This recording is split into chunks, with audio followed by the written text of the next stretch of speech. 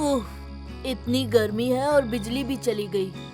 बाहर आसमान लाल है, लग रहा है बारिश होगी। दादाजी, आज भूत की कहानी सुनाओ ना, अंधेरे में बहुत मजा आएगा। ठीक कहा आद्य, आज भूतों की कहानी सुनाता हूँ।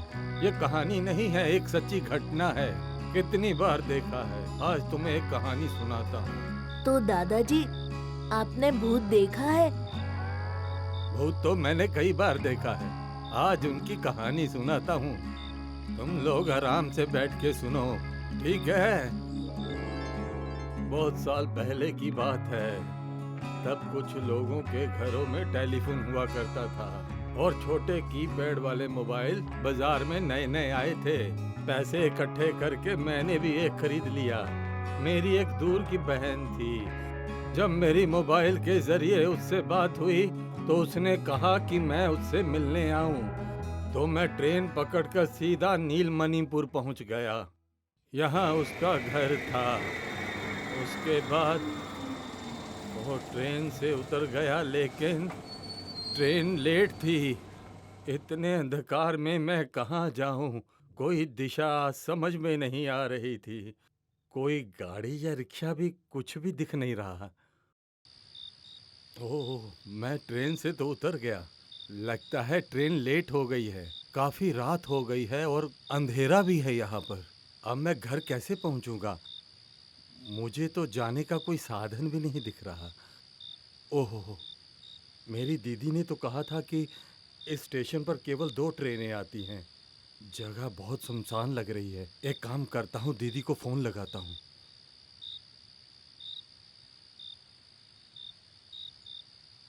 हेलो, अ, क्या दीदी तुम मुझे सुन पा रही हो?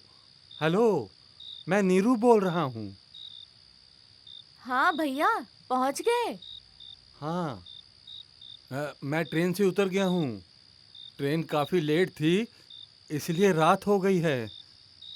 हेलो नीरू, स्टेशन से बाहर निकलोगे तो दाएं दिशा में सीधे कुछ दूर चलकर एक मैदान दिखेगा और मैदान के बाद ही एक बड़ा तालाब होगा। तुम तालाब के पास से मत आना। मैदान के पास बाएं दिशा में एक पक्का रास्ता आता है, उस दिशा से आना। वहीं से सीधे आओगे तो बरगद के पेड़ के पास एक शिव मंदिर है। वहीं पर आम के बाग के पास मेरा घर है। अच्छा दीदी, ठीक है, मैं समझ गया।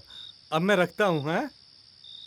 सुनो नीरू, स्टेशन से रिक्शा मत लेना। हेलो, अ, हेलो, अ, अ, दीदी क्या बोल रही हो? मुझे कुछ भी सुनाई नहीं दे रहा।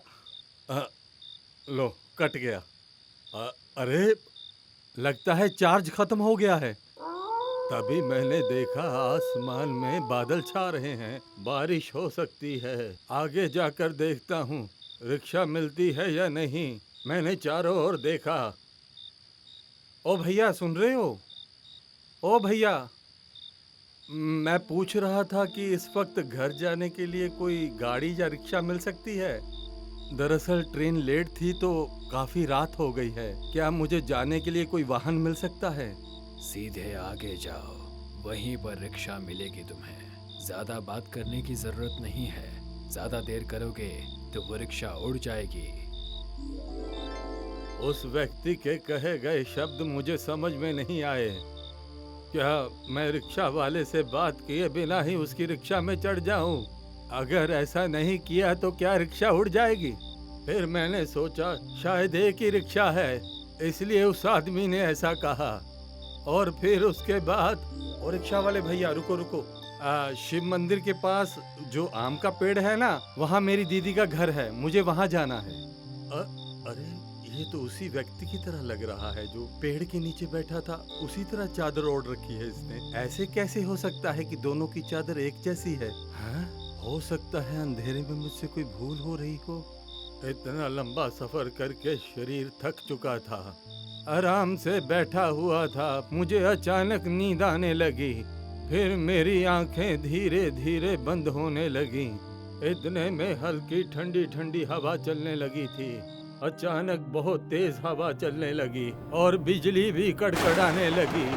उसके बाद रिक्शा भी आगे बढ़ रही थी। मैदान पार करके तालाब की ओर ले जा रहा था। न जाने क्यों मीरा दीदी ने तालाब के पास से जाने के लिए मना किया था। तो रिक्शा वाले से मैंने कहा, ओ भाई, यहाँ कच्चे रास्ते से क्यों जा रहे हो? पक्की सड़क से चलो ना। लगता है आप यहाँ पर नए आए हो, लेकिन घबराना मत, आपके साथ मैं जो यहाँ हूँ। रिक्शा वाले की आवाज मुझे कुछ अजीब सी लगी। चारों तरफ अंधकार था। मुझे मन ही मन कुछ डर सा लगने लगा। ओ भाई, सुनो सुनो, तुम पक्के रास्ते से चलो ना, रिक्शा घुमा लो। डर लग रहा है क्या बाबू? आप घबराइए मत, बस कसकर पकड़िए और बैठे रहिए। उसके बाद मैंने जो देखा, उफ, अब भी सोचता हूँ तो दिल घबराने लगता है। तूफान में रिक्शे वाले की चादर उड़ गई। चारों तरफ बिजली चमक रही थी। उसी रोशनी में मैंने देखा कि उस व्यक्ति का शरीर नहीं है, रिक्शा चला रहा है एक नर कंकाल। चारों ओर देखने पर पता चला कि तूफान के बीच रिक्शा उड़ने लगी थी। अरे हे भगवान, ये रिक्शा क्यों उड़ रही है? अरे बचाओ बचाओ, अरे राम राम है।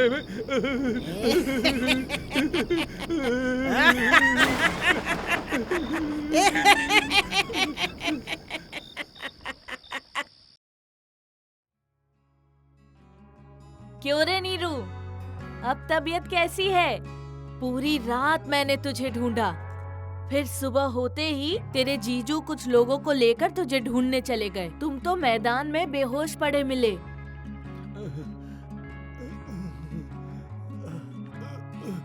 रिक्शा कहाँ गई? उड़ रही थी, कहाँ गई? कहाँ गई रिक्शा? क्या रिक्शा ली थी तुमने? मैंने मना किया था ना, तुमने सुना नहीं? अरे हाँ, फोन तो कट गया था, पूरी रात तुझे फोन करती रही। तुम मुझे रिक्शा लेने के लिए क्यों मना कर रही थी? उसके पीछे क्या वजह थी? बहुत पहले की बात है, ऐसे ही तूफानी रात में एक रिक्शा वाला तालाब के पास से जा रहा था। तभी बिजली गिरने से उसकी मौत हो गई थी और तभी से उसकी आत्मा तूफानी रात में घूमती रहती है और अनजान लोगों को अपना शिकार बनाती है। लोग वहां से आने में डरते हैं। कितनी भयानक रात थी। भगवान की दया से मैं सफर में बाल बाल बच गया।